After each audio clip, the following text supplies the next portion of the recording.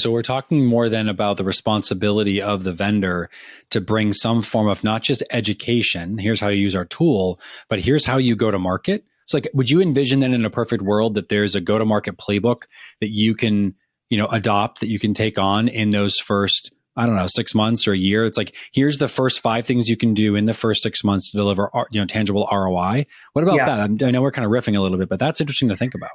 Yeah. I mean, yes. The short answer is yes. I think I would love that. I think many others would love that. And it allows us, we can absolutely tweak it and make it our own, but just something, it doesn't have to be even super detailed but like something that can be a starting point.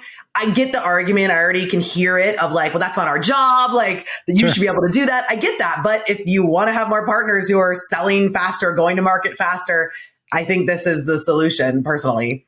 Yeah, I think it's this like chicken or the egg thing, right? To use a crass example. But I frankly, there's a part of this that, so I'll step back for a second. When I talk about early program development, people always ask the question of how do I know where to start? And I've said this before, I'll say it again. Like it's super simple. You ask your customers, what do your customers need on top of your software, on top of your service that, they're going somewhere else to get. And that's probably your early partnerships. For a lot of SaaS companies, obviously it's migration, implementation, integration work. It's obviously services that deliver whatever it is that software does as well. There's 1,000 agencies that do those things. But when I think about, your comment of like, well, it's not my problem kind of thing, or not my opportunity. But if we're asking someone else to do it on behalf of us, I think it is. There's like this inherent responsibility that comes with it. So if you're a partnership leader at an organization, you're listening to us right now, I hope that you're thinking about, like, okay, I need to go and build out and document this stuff. How much of those early days then do you see as, because you were with HubSpot early, you've been in other programs early, how much of it is collaborative versus prescriptive? That'd be interesting to hear. Yeah, that's a good question. I feel like I've experienced both. And then also even the third, which is like not at all, right? It's not prescriptive or collaborative. But I think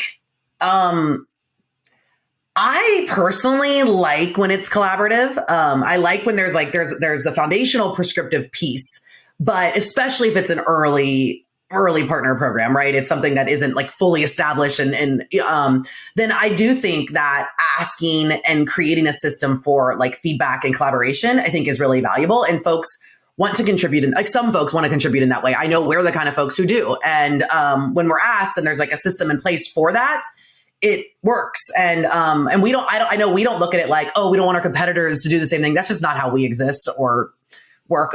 We feel like there's plenty for everybody, really. And so in these spaces. So yeah, I don't know. I think it just depends, but I definitely think the prescriptive needs to be the starting point. Yep.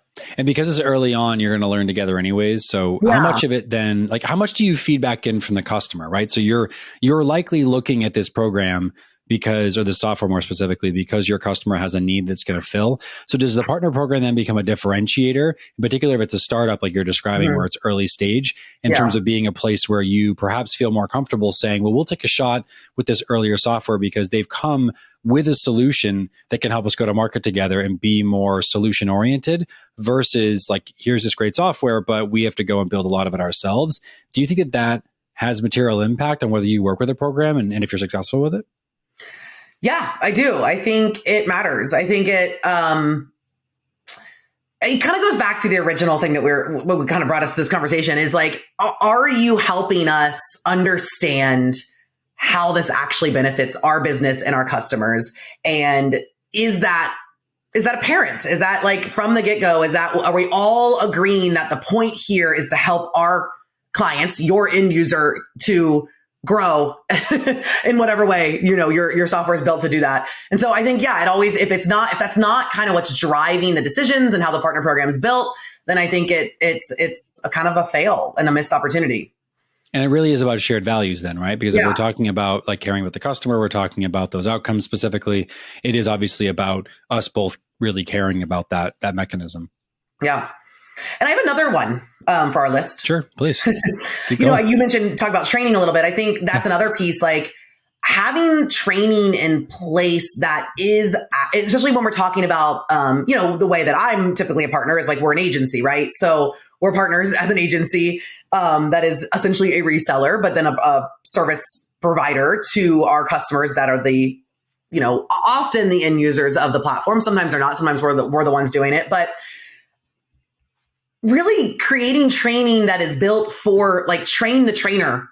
Yes. Right. Not just the same end user type training, like, oh, go through this stuff, which yes, there's value in that. And I see that. But like we are going to have questions and needs that are different than someone who just comes in, a more direct to the consumer type of thing. And so I feel like that's a thing that I've noticed missing is like not even having someone who can answer some of these questions that are more specific to us helping a client, us helping them use it or train them or strategize for them, if that makes sense. It does. No, and actually it comes up quite a bit. I just talked to Chris Lavoie the other day about this. It's another awesome episode in the show. One of the things he was commenting on was that early partner leaders talk about, well, where do I get that information? How do I capture that conversation? And I always subscribe to the idea, and we had a chat about it. I'm curious to get your thoughts.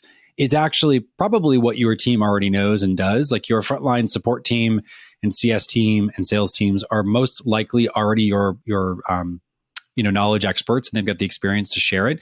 But capturing it is step one. Repackaging it, repositioning it, bringing it to the agency in your lens and your voice and your, the consumable way that you need it is different. It's not here's how you go and write an email to sell our software. It's here's how you go and use our software and position the value of it to help the customer. So how much of it is that tailored experience? I'm curious. What is the question?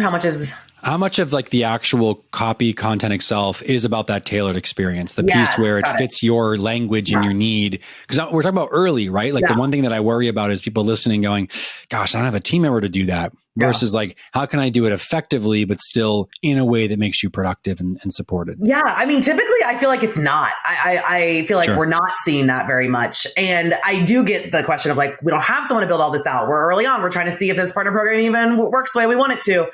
And my suggestion is just like, don't overthink it. My favorite line is, we can do anything, but we can't do everything. Right. So yeah, that's great. Yeah. I like that.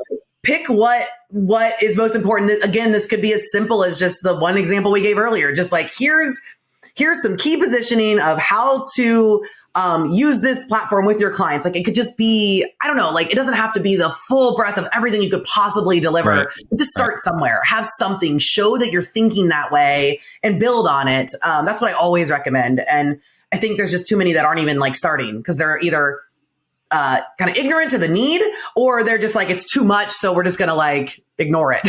It's fear of failure, right? If I do it and I screw it up, it's not going to help anybody at the end of the world, that whole thing. Yeah, no, I feel you.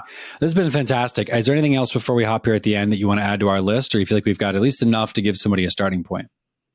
Yeah, I think the only other thing I would add that's coming to mind for that list is just, I think there's also opportunities to create peer-to-peer type stuff in these partner programs, more of that, especially early on. Let folks, invite them to a table together to discuss this stuff. And that kind of takes it off of your plate even. Like just get the people in the room and let them talk and see the ones that want to do that and want to participate in those conversations will and can kind of benefit from each other and getting to know each other, especially in these ecosystems where we also often play very friendly in the agency type world. I think there's a lot of opportunity there too. Yeah, especially early. Rising tides lift all ships. I love that. Dani, this has been great. I appreciate the insights. If folks want to get in touch, find you on the internet, where do they go? How do they reach out? Yeah, LinkedIn is one of the best places to find me, as well as on Twitter, and both of those are Dani O. Buckley, and also sellsmarter.sellfaster.com is my podcast, so people can check out more there and get in touch with me on that page as well. I love it. Brilliant. Check out that show. Fantastic content as well. And for all of you listening, thank you as always for checking out Outcomes. We appreciate your listenership, your viewership. Please like, subscribe, and comment. It helps us help other people. And again, Dani, it's been a pleasure having you on the show. Thanks for the conversation and take care.